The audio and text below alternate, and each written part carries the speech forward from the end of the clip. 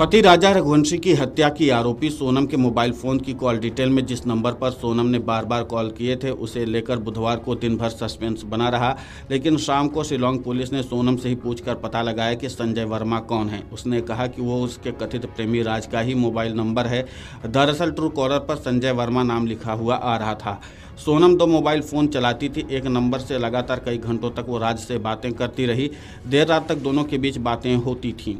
बता दें कि राज कुशवाहा सोनम का प्रेमी है। सोनम ने राज के साथ मिलकर ही हत्या की प्लानिंग की थी। सोनम और वर्मा की कॉल डिटेल में पता चला है कि 1 से लेकर 25 मार्च तक सोनम ने किसी संजय वर्मा नामक शख्स को, जो अब राज ही निकला है, उसको 119 बार कॉल लगाए। वो नंबर अब बंद आ रहा था। पुलिस ने इस बिंदु को भी जांच में शामिल किया था। ये कयास लगाए जा रहे थे कि संजय वर्मा की सिम का इस्तेमाल सोनम ने किया होगा और राज और सोनम इस नंबर पर बातें कर रहे होंगे। शाम को शिलांग में अफसरों ने सोनम से ही इस बारे में पूछा तो उसने बताया कि वो राज का नंबर है। 1 मार्च से 8 अप्रैल के बीच सोनम ने राज को 234 बार कॉल किए थे। बता दें कि राजा की हत्या 23 मई को शिलांग में हनीमून यात्रा के बहाने ले जाकर कर दी गई थी। इसमें सोनम और राज मुख्य साजिश करता है, जबकि 3 अन्य आरोपियों ने हत्या को अंजाम दिया था। आपको बता दें कि अपने पति की शिलांग में हनीमून के दौरान हत्या करने वाली सोनम रघुवंशी के इंदौर स्थित घर पर शिलांग पुलिस पहुंची। 1.5 घंटे तक पुलिस ने सोनम के भाई गोविंद, मां और पिता से पूछताछ की। 3 अफसरों की टीम पूछताछ के लिए अपने साथ सवालों की सूची लेकर आई थी। उन्होंने गोविंद से पूछा कि सोनम के अकाउंट में इतनी राशि कैसे पहुंची। इसके अलावा शादी न करने के बारे में सोनम का क्या रुख था, इस बारे में भी उन्होंने सोनम की मां से सवाल किए। सोनम के भाई को शिलांग भी जाना होगा, क्योंकि सोनम ने गाजीपुर से सबसे पहले गोविंद को ही कॉल किया था। जब सोनम की जैकेट खाई में मिली थी तो गोविंद ने कहा था कि जैकेट सोनम की नहीं है। बुधवार दोपहर 3 अफसर राजाबाग पहुंचे। सोनम का भाई गोविंद गली के मोड़ पर उनका इंतजार कर रहा था।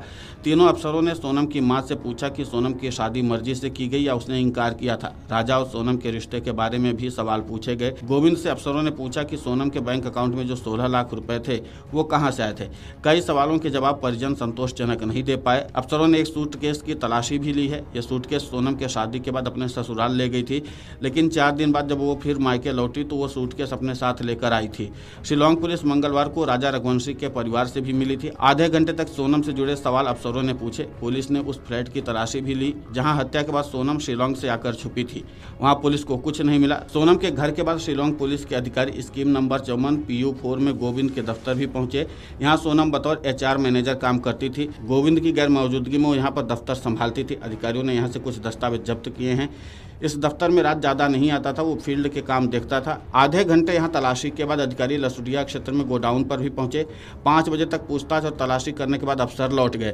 लेकिन कुल मिलाकर के ये है कि शिलांग पुलिस एक तार और एक कड़ी को जोड़ रही है और इसी के साथ इस बात का भी खुलासा हो गया है कि जो संजय वर्मा था वो राज ही निकला है। अब इस बात की पुष्टि सोनम ने कर दी है। तो कुल मिलाकर के ये है कि पुलिस इस मामले पर एक कड़ी को जोड़ करके एक सबूत को इकट्ठा करना चाह रही है। भले ही जहाँ सोनम छुपी हुई थी वहां पर पुलिस को कुछ खास सबूत हाथ न लगे हों, लेकिन यहां से शिलांग पुलिस खाली हाथ नहीं जाना चाहती और इस बात के संकेत शिलांग पुलिस ने दे दिए हैं। और इसीलिए तमाम जगह पर पुलिस जो है अपने तरह से हाथ पैर मार करके सबूत इकट्ठा करने की कवायद में जुटी हुई है। और इसी के साथ सोनम का जो भाई है राज, जहां जहां काम करता था, पुलिस वहां जा रही है ताकि और साक्ष्य और सबूत इकट्ठे किए जा सकें और कहीं से कोई क्लू मिल सके। कुल मिलाकर के यह कि शिलांग पुलिस अब यहाँ से पर्याप्त सबूत लेकर के